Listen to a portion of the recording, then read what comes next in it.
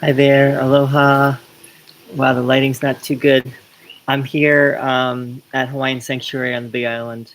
I'm going to continue the video that I started yesterday, which is about questioning the official story of how A Course in Miracles came to be.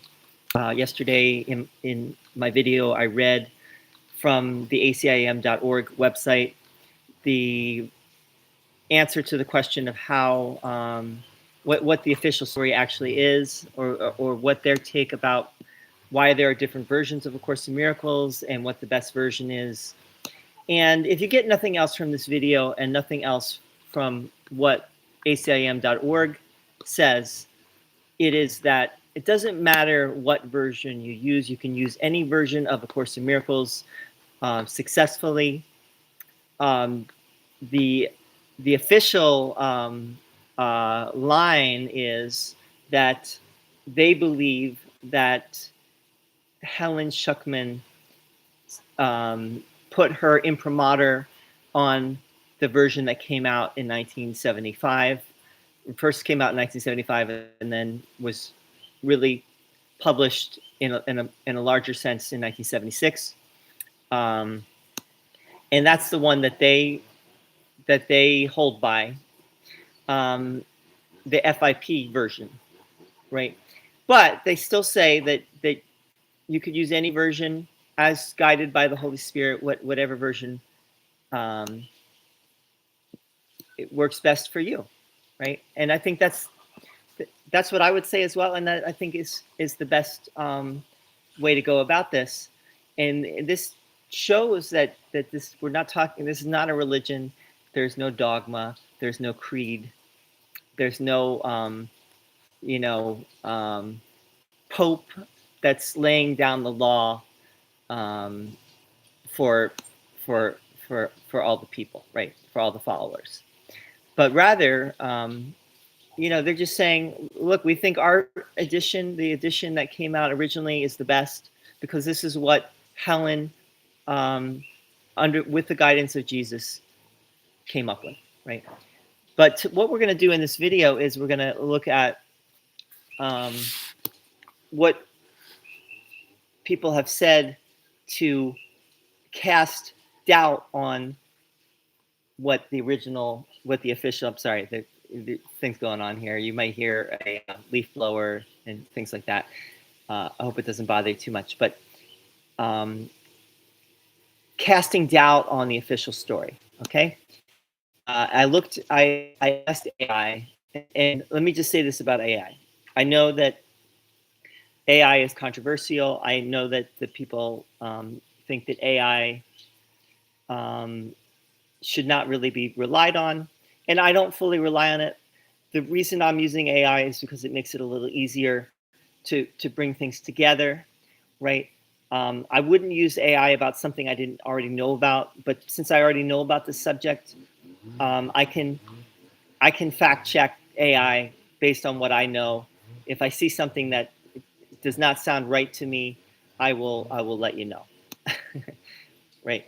That doesn't mean I have all the answers and that I'm not biased myself, but I would say I don't have a strong investment in this either way myself, right? I see myself as independently looking at this situation. You may hear some birds too here in the backgrounds of ducks. I am independently researching this situation. So first I asked ChatGPT. Let's go to ChatGPT first. And basically I just put in what is on the acim.org website. I said, what do you think of this? What are the counter arguments that people have made for this, right? So what I wrote was, what are the best arguments against what is said in this article regarding the editing of ACIM? A Course in Miracles. Okay, and then I posted the article. Here's what ChatGPT says. Excellent question, very important one for serious students of A Course in Miracles. The article you quoted reflects the official Foundation for Inner Peace position, FIP position, what could be called the canonical narrative of how A Course in Miracles was scribed, edited, and published. It presents the editing process as being guided by Jesus through Helen Schucman and portrays Ken Wapnick's role as faithful, minimal, and divinely sanctioned. However, there are strong counterarguments and alternative perspectives from scholars, early collaborators, and course historians who challenge several key claims in that version of events. Below are the best developed and most credible arguments against what is said in that article. Number one, questionable claim. Jesus guided all the editing decisions. All right, so there's no, and what AI says is there's no verifiable record. There's contradictory statements. There's a shift in tone and theology, right? And this is all what you've probably heard, right? That how they can't really fully prove that official statement is true, and there is evidence to the contrary. Maybe I'll go a little bit more in depth a little later, but let's go through these. Questionable claim number two, only minor stylistic edits were made. Counterarguments, thousands of changes. There were 70,000 words were taken out, apparently. Thousands of changes, reduction of personal context. Scholarly consensus says most contextual historians of ACIM, including the Circle of Atonement, agree that the FIP edition is more of a theological redaction than a faithful transcription. Now, that's a big claim, and that's a very important claim to consider. And that gets into the issue of form and content. The official position, the FIP position, is that the form of A Course in Miracles was altered, but not the content, which means the theology that was there in the content, the metaphysics is still there. Nothing was changed. Nothing was altered in that respect. But I believe that Circle of Atonement and other people have made the claim that it wasn't just stylistic, it wasn't just form, it was content that was changed, that was altered, and that made the FIP edition substantially different, not just inconsequentially different, but substantially different. Number three, questionable claim. Ken Wapnick did not quote unquote take over the editing. That's what they say in their official answer to that question on the acim.org website. They say Ken Wapnick took, the people claim that he took over the editing, and that's not true.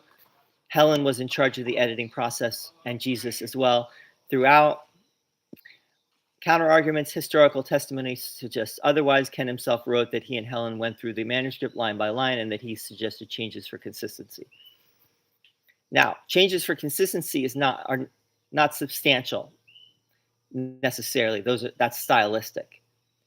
Helen's fatigue and ambivalence, letters and diaries show she was often conflicted about the course, both devoted and resistant during the editing years, 1973 to 1975. She relied heavily on Ken, who was confident and clear about its meaning. This suggests he had substantial interpretive influence. He says otherwise. He made many statements over the years that he did not just make unilateral decisions about editing. Stylistic fingerprints. Linguistic analyses reveal Wapnick's editorial style in the final text, smoother syntax, theological coherence, and more quote-unquote Wapnickian emphasis on forgiveness as metaphor rather than interpersonal practice. Now, that's the claim, which I have heard from some course teachers, that Ken Wapnick really was responsible for the non-dualistic aspect of the FIP edition. Now, that is something that someone will really have to dive deep into and really look at in a very deep way, if that really is the case.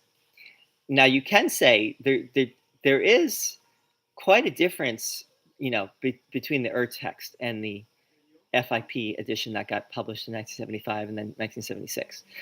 That is true, but the question still remains: were the changes truly substantial? Were they truly changes of content and not of form? And you know, again, the FIP claim is that it was not substantially different. It was not. It is not substantially different. It is not something that changes the message of A Course in Miracles in any substantial way. Um, but rather, it took out what they did was they took out the personal material. They took out material that did not make for a coherent message, right? And also, they took out the stuff that had to do with Helen and Bill personally, because that did not belong in the course, because Helen and Bill realized that the course was not, it came to them, but it was not for them only. It was for everyone. And so in order to make it a document that would be, sorry, give me a second here. In order to make it a document that would be for everyone, they had to alter it, right? They had to take out stuff, and they had to change some of the language so that it cohered, so that it was a coherent message. Questionable claim number 4: the removed material was personal and not intended for others. Counter arguments: the early material gives key context. Early instructions contradict later editing. That's a strong argument too. The early material gives key context is a good argument, but I think the stronger argument is that Jesus's instructions were being dismissed, or were not adhered to, and that is something that I'm not saying is right or wrong, but I'm saying that is a strong, would make a strong case against the official view, right? Um, Now the question also is, maybe there was, like, even if Jesus had said something to Helen, like Jesus said, all right, this is the way we're going to do this, but then Helen maybe argued with Jesus and said, no, I really don't want to do it that way. And then Jesus said, okay, I'll let you do it this way, right? So that's possible. Just like in the Bible, when Abraham argues with God, right? God wants to destroy Sodom and Gomorrah, and Abraham says, would you really want to destroy this whole city because of, because you think that everyone is unrighteous? What if there's 50 righteous people? Then he brings it down to 10, right? What if there's 10 righteous people, right? So the same thing might have happened with Helen and Jesus. Helen was like, that's a non-starter, Jesus, with me. I can't go there. Can you help me out here? Can we meet halfway on this? Or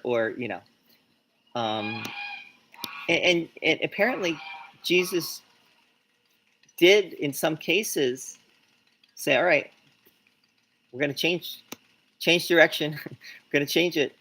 But now we also have to keep in mind, and I think this is a very big thing here, is people's investment in seeing this one way or another, right? Personally, even though I said I don't have a strong investment, I'm biased, right? Because I got into this through Gary Renard, and I imbibed Gary Renard's message early on, and I tend to think that Ken Wapnick, I tend to view what he was doing as really getting to the essence of A Course in Miracles. Did he have all the answers? I don't know. Did he have the correct interpretation? I don't know. I'm more and more open to hearing the other side as things go on. I used to be a lot less open, But I'm more open to hearing the other side of things, and I hope I'm not so biased that I can't hear both sides impartially and speak, and actually even give voice to the arguments on both sides in an impartial way. But I also want to, I also just want to say, let's look at our investment. What is my investment in this being one way or another, right? And maybe everyone's right, and this is an important thing I want to say here is that it could be that the edition that came out in 1975, the FIP edition, was perfect for that moment, and that Jesus or the universe or the Holy Spirit or God, however you want to look at this, let's say Jesus, wanted the original materials to come out later, and so they did. And those original materials, the source materials, have been very helpful to course students, right? So I don't have any problem with the materials coming to light and being available to everyone. I just also don't want to say that the original, Helen and Ken were somehow pulling a fast one on people and disregarding what Jesus was asking them to do. And obviously, the FIP edition has helped and continues to help many, many, many people around the world, right? So, regardless of whether people see those source materials or not. Now, does the text and the original handwritten notes of Helen, does that make for a richer understanding? Yes, of course it does. And it helps sincere students, serious students of the Course of Miracles to understand it that much better. But I hope you understand what I'm getting at, which is, let's not make Ken Wapnick in particular a villain. I don't think he's a villain. I think he was doing the best that he knew how to stay true to his function and his mission. Questionable claim: the official editions are more faithful to Jesus' intent. Counterarguments: different conceptions of fidelity. The Circle of Atonement argue that fidelity means preserving what was actually dictated, not what later editors decided Jesus meant. Now that is a misleading statement, in the sense that what Jesus originally dictated to Helen, first of all, a lot of stuff got changed over time. And some things Jesus said needed to be changed because Helen did not write it down correctly, right? That does not mean that the original dictation was the most true, right? Because it was original. And so to change it later did not mean they were being unfaithful. It might have meant that this is what had to happen because it was not correct originally, right? Helen was resistant, reluctant from the beginning, and she was apparently writing things down which were not correct. So to publish her original manuscript and say that this is the original dictation, this is the way A Course in Miracles really should be read, that in itself is controversial. Historical precedent: other major spiritual works like Paget's it's interesting that it mentions Paget, because I was just doing a video on Paget. Paget's messages or Casey's readings preserve raw transcripts rather than heavily edited versions, precisely to maintain authenticity. Fine, let's have the raw transcripts, but let's also leave open the question of whether those raw transcripts really are the true message. reader impact. Many students who read the urtext or HLC report that it feels more direct, intimate, and psychologically rich, as if Jesus were speaking personally rather than abstractly. That suggests that the quote unquote smoothing process may have diluted some of the immediacy of the teaching. All right, well, some people feel that way and others don't. This is somewhat a matter of taste and a matter of what you are being guided to according to your background, experience, nature, and so on, that you have your own um, likes and dislikes in regard to what you like.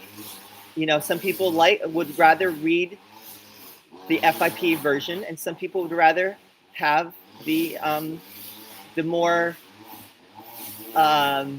fuller version of the urtext or the original handwritten notes, because that has more specific information, more practical information, like how the course works in real life and so on. And some people like that, more than a more abstract metaphysical document. I personally, I could have lived without most of the urtext, because I don't think that I see the problems with going by the urtext and going by Helen's original handwritten notes. I find it somewhat suspect, right? I think that Helen was not necessarily a pure channel for the message early on, that she was getting things wrong, and she was changing words. So her ego was getting into it more than later. That's what it seems like. So I wouldn't base my life on the urtext or her handwritten notes. But that's me, and other people would have a different view of it. And that's why there's a version for everyone out there, right? Questionable claim number 6, the copyright situation proves divine stewardship, right? The fact that the legal ruling went against FIP shows that this is what Jesus wanted.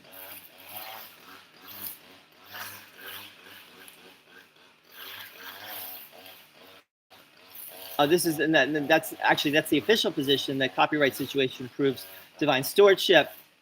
But the counter argument is legal rulings show uncertainty, not divine sanction. FIP's control of the text limited open scholarship, transparency issues.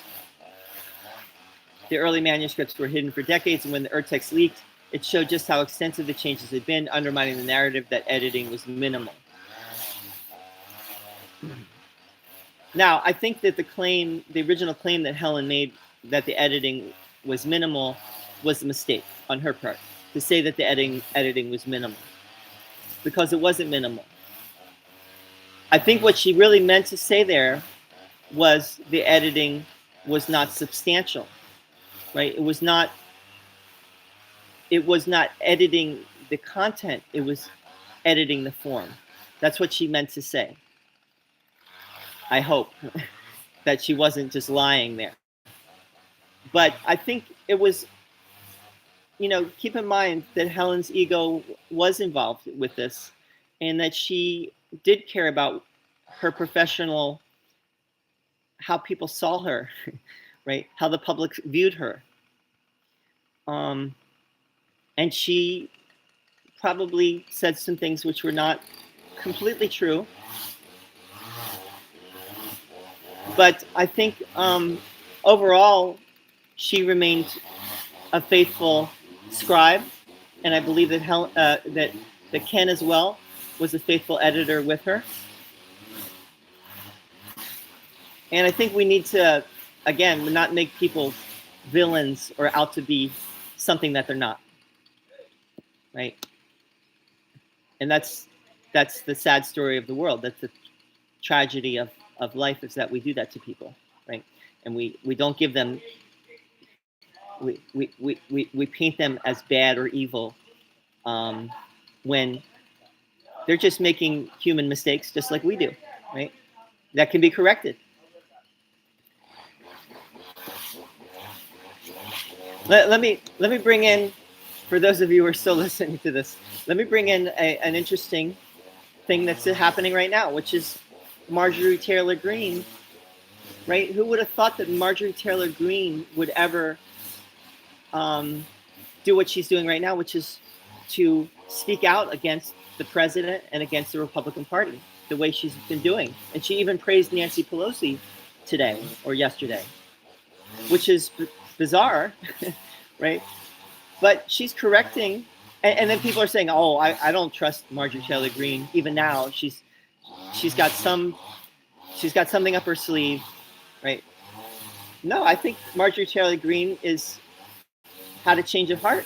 That's what it seems like, and maybe this is political maneuvering on her part, somewhat, right? But I think she is standing up for what is right, and I think she is correcting some of her past mistakes. She once said that Nancy Pelosi should be like put in jail or convicted of treason or something, and yesterday she praised her, right? So we can correct, everyone can correct their mistakes, right? If we make mistakes, we can correct those mistakes, and we don't have to paint people like Marjorie Taylor Greene as bad or evil or criminal. We can all change, right? And even if we don't change, we will change eventually, right? Maybe not in this lifetime, but we will, it doesn't even matter if we do or if we don't, because we don't understand the divine plan that's unfolding here. But mistakes are not sins. That's what the Course in Miracles teaches us, right? Mistakes can be corrected. Sins cannot be corrected. Mistakes can be corrected. Alternative scholarly view, number 8, the Circle of Atonement's complete and annotated edition, argues for textual restoration, not opposition to FIP's work, but a historical correction. Right, and fine, if it's really making a historical correction and it's presenting valid, responsibly researched ideas, then great. But then we also have to fact check that version as well and what they're doing. And I don't personally think that Robert Perry and the Circle of Atonement has all the answers either, right? I think that they have their own bias and their own maybe axe to grind. So that's how I'm going to leave this, because this is a long video, and maybe I'll do one more video where I bring in Google Gemini and what they have to say, because I asked Google Gemini the same question, and hear AI's take from another source. And by the way, I put Google Gemini's thing on the description on this video. Excuse me.